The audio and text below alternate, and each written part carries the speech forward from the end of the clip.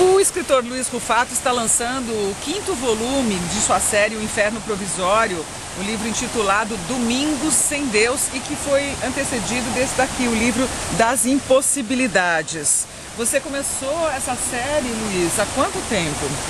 Bom, a rigor tem uns 15 anos, porque em 98, portanto há 13 anos, eu publiquei um livro chamado História de Remorso Sem Cores e 2 anos depois um livro chamado Os Sobreviventes, que vieram dar origem ao Inferno Provisório.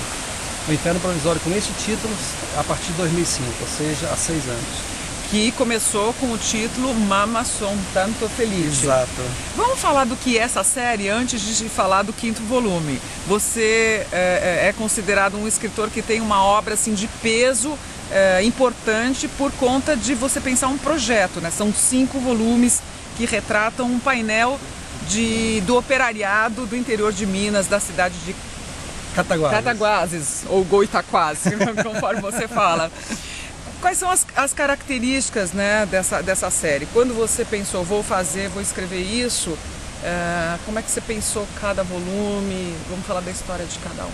Bom, na verdade, o Inferno Provisório é uma tentativa de propor uma reflexão sobre a formação do proletariado brasileiro a partir da década de 50. Portanto, eu já tinha mais ou menos estruturado a ideia, né? Então eu fiz mapas de cada um dos personagens e a partir desses mapas eu comecei a construir cada um dos volumes. Então o primeiro volume, por exemplo, não é cronológico, mas abarca mais ou menos a década de 50, o segundo 60, 70 e assim por sequência.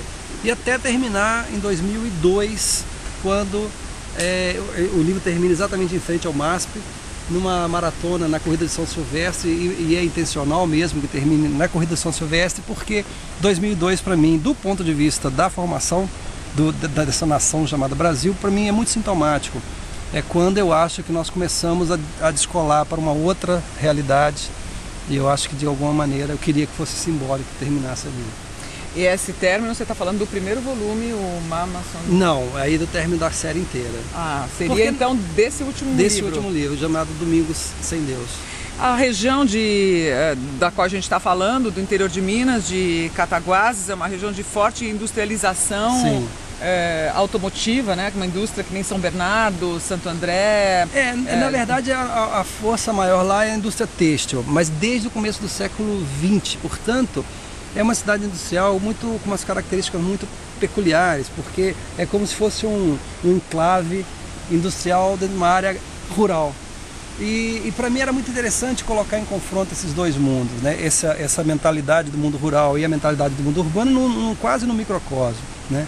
Então ele, na verdade, ele começa assim, ele começa pensando a partir da década de 50, indo em direção ao século XXI, mas com esse viés sempre de tentar construir uma história que fosse ao mesmo tempo acronológica, mas que fizesse sentido cronologicamente, e inespacial, porque na verdade não é Cataguases, ela circula numa pequena região de Minas Gerais que inclui Cataguases, mas também ela passa pelo Rio e São Paulo.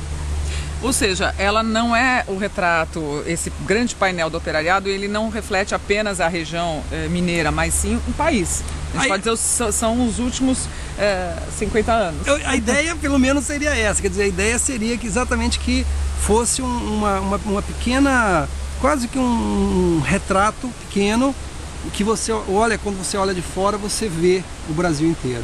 Mas a ideia seria essa. Inclusive porque os personagens, eles se entrecruzam com outros personagens e tentando formar um painel o mais diverso possível, sempre focado na questão da classe média baixa, operário urbano, né, e todos esses confrontos de mundos. Quer dizer, a ideia seria basicamente isso.